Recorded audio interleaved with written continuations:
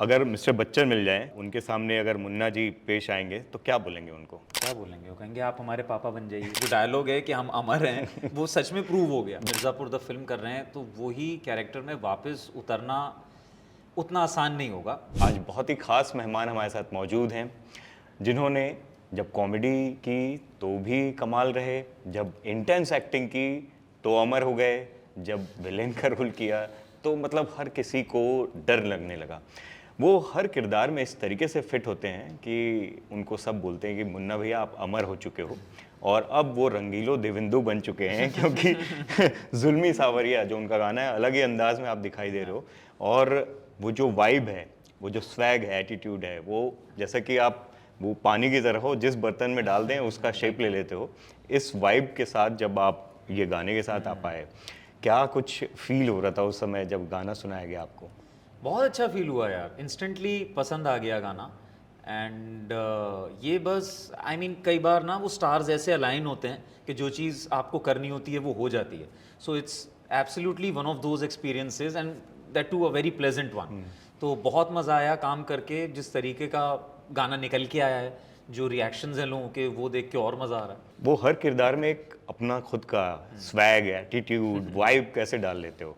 मतलब वो गाने में भी दिखाई दे रहा है। या आई मीन आई यार Ashish, I just try to enjoy myself यार, जो भी मैं कर रहा हूँ। तो शायद कहीं ना कहीं जब आपको वो चीज़ आप एंजॉय कर रहे होते हो तो रिफ्लेक्ट होती है। So maybe it's that. Amit कमाल के कंपोज़र हैं और सिंगर के तौर पर भी मतलब मल्टी टैलेंटेड हैं, हम या जानते हैं। कैसा एक्सपीरियंस रहा? बहुत ही बढ़िया यार, इतना सुंदर गाना उन्होंने कंपोज किया है। आई मीन गरबा बीट्स और गरबा वाइब में रह के भी it's such an easy song too it's a very humble song at the same time.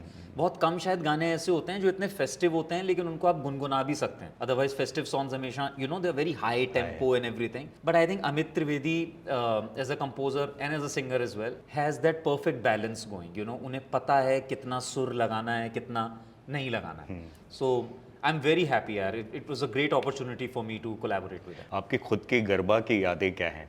क्योंकि हम लोग जो नॉर्थ के लोग हैं ना, वो गरबा वरबा उतना ज़्यादा वहाँ करेक्ट। पर कम होता है। या लेकिन आप क्योंकि पुणे और मुंबई और इधर फिर इतने सालों से रह रहे हो, आप तो मुंबई कर हो, या तो वो पहली जो यादें हैं वो क्या हैं?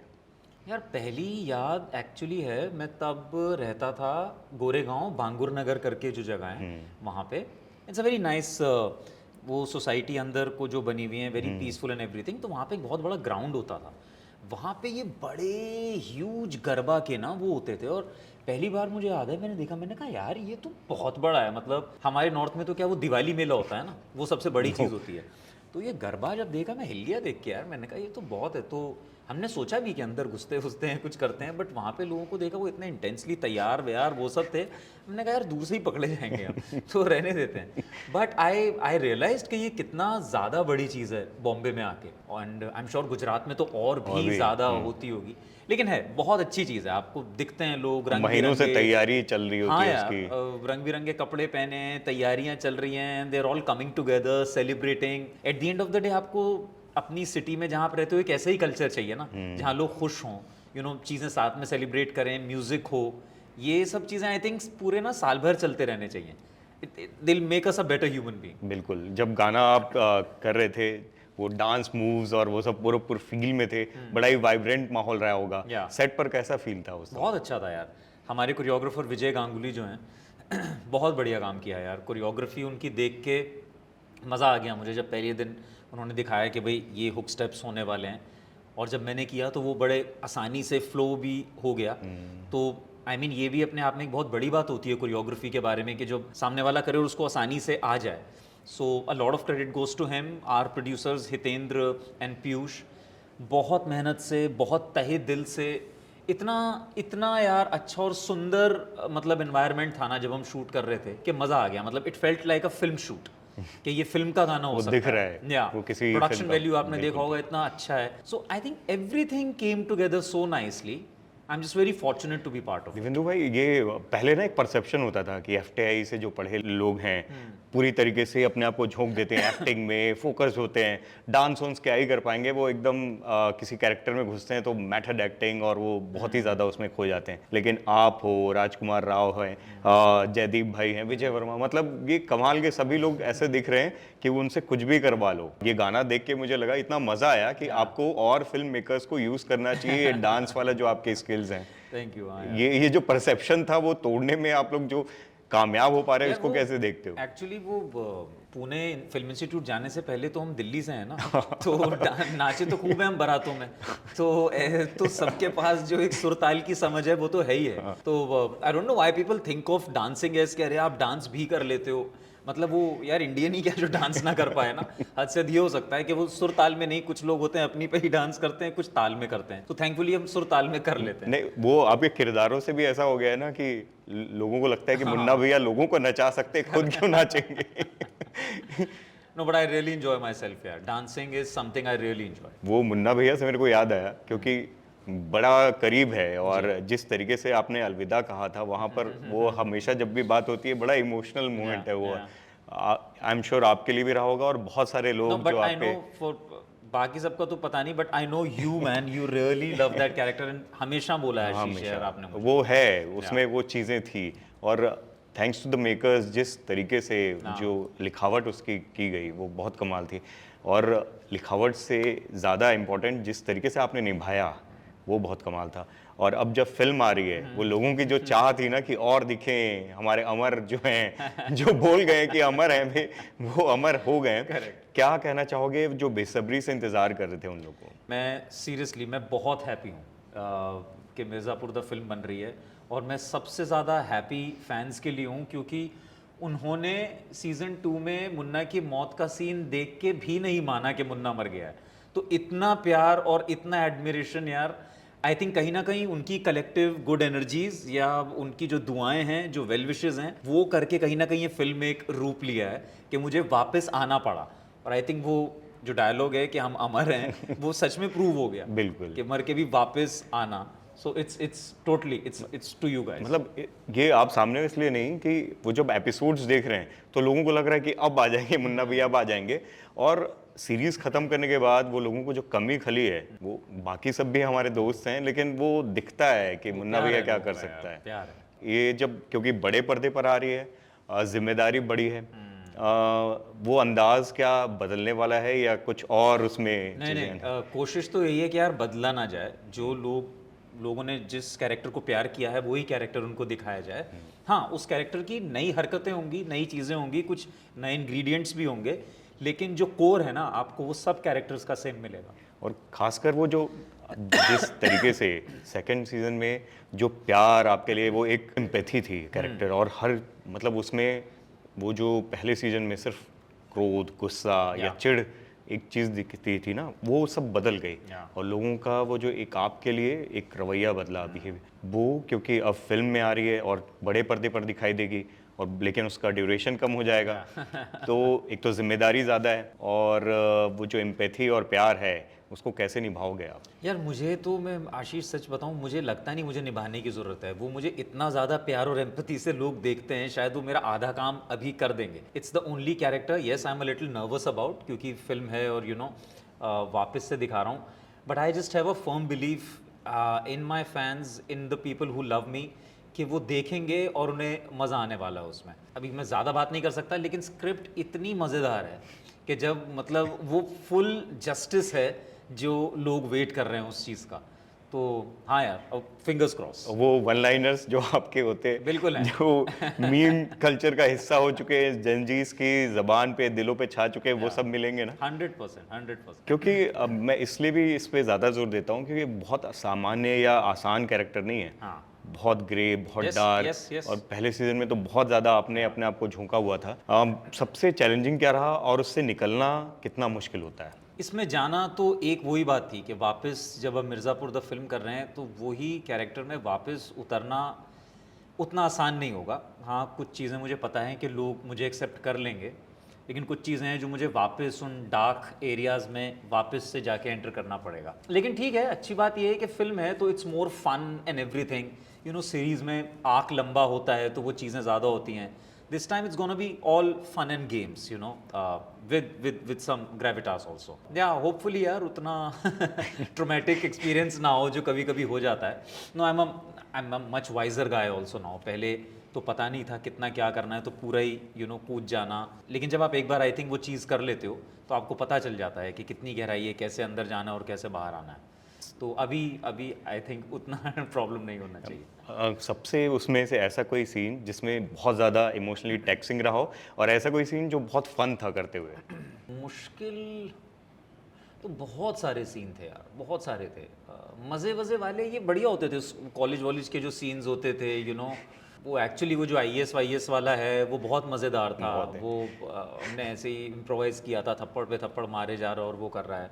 इवन मुझे बहुत- लगता है कि वो चचा वाला भी बड़ा इंटरेस्टिंग हाँ, सीन रहा होगा करते हुए। ऑल्दो वो एक तरीके से बहुत इंटेंस था क्योंकि वो क्लाइमेक्स शूट था सीजन 1 का, तो वर्क प्रेशर बहुत था, टाइम बहुत कम था। उसमें उसका आना, उस चीज़ का निकल के इम्प्रोवाइज करके आना, वो बहुत मज़ेदार बात थी। लेकिन हाँ यार, उसके टफ सीन्स बहुत हैं जहाँ पे मुन्ना रो रहा है, उदास है कि पापा ने ये बोल दिया, वो बोल दिया, अपनी माँ को यू नो मिस करता है। सेकंड सीजन में माधुरी से बोल रहा है कि यू नो इज्जत चाहिए, इज्जत नहीं मिलती मुझे। तो वो सब चीज़ें हैं जो कि कहीं ना कहीं अंदर से ना। वो इज्जत वाले से मेरे को याद आता है रियल लाइफ वाला, वो जो स्कूल में टीचर ने बोला था और आपने प्रूव किया कि नहीं, वो जो बाहर निकाल दिया था और बोले कुछ नहीं कर पाओगे, उसके बाद आपने जो प्रूव किया। करेक्ट। वो कहीं ना कहीं मुझे लगता है कि वो एकदम पैरेलल्स हैं आपकी लाइफ और उसमें। साउथ में भी कमाल कर रहे हैं, रामचरण के साथ में इतनी कमाल की फिल्म है वेड्डी, और उसमें जिस तरीके से आपके बर्थडे पे भी उन लोगों ने इतना कमाल या वो किया। मुझे लगता है कि पैन इंडिया, वो वैसे भी बाउंड्रीज कभी रही नहीं है आपके लिए लैंग्वेजेस की, लेकिन जब आप वहाँ शूट कर रहे थे, कैसे एक्सपीरियंस रहे वहाँ के? बहुत अच्छे एक्सपीरियंस रहे और बहुत कुछ सीखने को मिला उन लोगों से। उनका वर्किंग कल्चर हमसे काफ़ी डिफरेंट है। तो नई नई चीज़ें सीखी, वहाँ के टेक्नीशियंस के साथ काम करके बहुत मज़ा आया। मेरे डायरेक्टर बुच्ची बाबू जो हैं वो बहुत ही डार्लिंग किस्म के इंसान हैं। वो बहुत ही ज़्यादा पेशेंट रहते थे मेरे साथ, यू नो, लाइंस को लेके, क्योंकि language was a very big barrier. Similarly Ram Charan was so nice and so warm towards me that they just made me feel so much at home. लेकिन मज़ा आता था वो चीज़ें वहाँ पे ऑब्जर्व करने में कि ये लोग कैसे करते हैं, क्या कर रहे हैं, नई चीज़ें कैसे है। तो छोटी छोटी चीज़ें बहुत मज़ा आया करने में। आपका लुक बड़ा ही इंटेंस, बहुत ही कमाल निकल के आया या। है, और वो कोशिश रहती है कि वो पिछली फिल्म से, पिछले प्रोजेक्ट से कुछ अलग निकल के आए, ये हमेशा, और वो दिखता भी है जब या। ये किरदार कर रहे थे। क्योंकि वो एकदम अलग है, लैंग्वेजेस की भी या, वो चीज़ें हैं। क्या चल रहा था, क्या प्रोसेस था? यार प्रोसेस तो मैं सच बताऊं, मैं तो पूरे टाइम डरा ही रहता था क्योंकि लाइंस होते थे तो उनको ही मैं याद करता रहता था। फिर जो सबसे बड़ा चैलेंज जो मुझे लगता था वो ये है टू अंडरस्टैंड द कल्चर, क्योंकि हर भाषा का एक अपना तरीका है बोलने का। अब मेरे जो पॉजेज़ हैं वो हिंदी या अंग्रेज़ी की तरीके से पॉजेज़ हैं, लेकिन तेलुगु भाषा में पॉजेज़ किस तरीके से आते हैं, वहाँ के लोग कहाँ कॉमा फुल स्टॉप कैसे लगाते हैं, वो सबसे ज़्यादा इंपॉर्टेंट बात थी लर्न करने के लिए, और सबसे ज़्यादा ट्रिकी बात भी थी। So I am like really hopeful and I really hope कि यार वो चीज़ वैसी निकल के आए, क्योंकि मैंने अपनी तरफ से कोशिश तो पूरी की है। लेकिन आसान नहीं होता है किसी भी नई भाषा को जाके उतना अच्छे से समझ के उसको डिलीवर करना। So I am just a bit nervous about that कि वो चीज़ एक निकल के आए। वरना आपको पता चलता है ये कि एक फॉरेन लैंग्वेज का एक्टर है जो कि इस कल्चर में कर रहा है, तो यू नो थोड़ा डिफरेंट साउंड करता है बाकियों से। तो मेरी कोशिश यही रही कि मैं जितना उन जैसा साउंड कर पाऊँ और वहाँ का लगूँ। आई एम श्योर हमारे जो ये प्यारे लिक्विड हैं, उन्होंने वो लिक्विड की तरह वहाँ भी फैल गए हैं, और वो धीरे धीरे मुझे लगता है मलयालम इंडस्ट्री तक भी, वो कश्मीर से कन्याकुमारी तक वो जो बात है ना, वो मेरे भाई का वहाँ हर जगह परचम होगा। थैंक यू मेरा। आखिर में एक रैपिड फायर आपके साथ। आइए। मुन्ना भैया अगर नवरात्रि में गरबा खेलने जाएंगे तो पहली लाइन क्या बोलेंगे? म्यूजिक बंद कर। अगर मुन्ना भैया और लिक्विड एक ही कमरे में आमने सामने हों तो सबसे पहले झगड़ा किस बात पर होगा? आई थिंक लिक्विड का ही होगा मुन्ना से, कि वो कैसे रहता है, क्या कर रहा है, ठीक से नहीं बैठता है, कुछ भी चीज़ उधर फेंक देता है, अपनी मनमर्जी से करता है। तो हाँ, सबसे पहले लिक्विड ही चढ़ेगा मुन्ना पे। मिर्ज़ापुर में गालियों की दहशत फैलाई है आपने, अगर वो बिना गालियों के सिर्फ शायरी में लड़ाई करनी पड़े तो पहली लाइन क्या होगी, क्या बोलेंगे आप? कैर्स किया है and you can't change the girl, change the girl. I know that's correct ना. दिल्ली की चाट या मुंबई का vada pav? Tough one, but Delhi की चाट. नवरात्रि का कोई ऐसा गाना जिसे सुनते ही आपको पैर में धमक आने लगती है? जुल्मी सावरिया. It's actually people who don't even know garba या डांडिया ना, ये ना गाना बहुत हेल्प करेगा नॉर्थ को यहाँ से जोड़ने में, क्योंकि ये पूरा गरबा भी नहीं है और पूरा उधर भी नहीं है, तो it's like I could really relate well to this song जुल्मी और सावरिया. बहुत बढ़िया एप्ट चॉइस रहा है, क्योंकि नॉर्थ से लेके मतलब जहाँ भी आपके जो लोग हैं ना फॉलोअर्स, वहां तक ये गाना पहुंचेगा और वो बोलेंगे कि मुन्ना भैया कर रहे हैं तो हमें करना पड़ेगा. And you know what I like about it, it's not जुल्मी, इट्स जुल्मी. जुल्मी. अच्छा, मुझे लगा कि मैं, आपने जब बोला ना तो मुझे लगा कि मैं शायद गलत बोल रहा हूँ. नहीं नहीं, ये जुल्मी नहीं. सबसे प्यारी बात इस गाने के बारे में जुल्मी सावरिया है. क्या बात है. अगर मिस्टर बच्चन मिल जाएं और उनके सामने अगर मुन्ना जी पेश आएंगे तो क्या बोलेंगे उनको? क्या बोलेंगे? वो कहेंगे आप हमारे पापा बन जाइए. हमारे पापा तो हमें प्यार करते नहीं, आप हमारे पापा बन जाइए. बहुत ये इसमें भी ना आपने दिल जीत लिया भाई. हिंदी फिल्म के हीरो हैं और आप भी हैं. यहाँ भी इमोशनल कर दिया. मैंने कुछ दूसरा सोचा था, लेकिन आपने यहाँ भी दिल जीत लिया. अगर सुपर हीरो बनना पड़े तो कौन सा सुपर पावर आप लेंगे? मुझे कभी कभी लगता है कि ऐसी पावर लूँ जिससे मुझे मजा आए. लाइक मुझे बड़ा वो है तेज रनिंग का, तो आई वांट, अगर मैं कभी सुपर हीरो करूँ तो I want to run on water. Like you know ocean पे भाग रहा है, उड़ने और उसकी जगह पानी पे भाग रहा है, यू नो.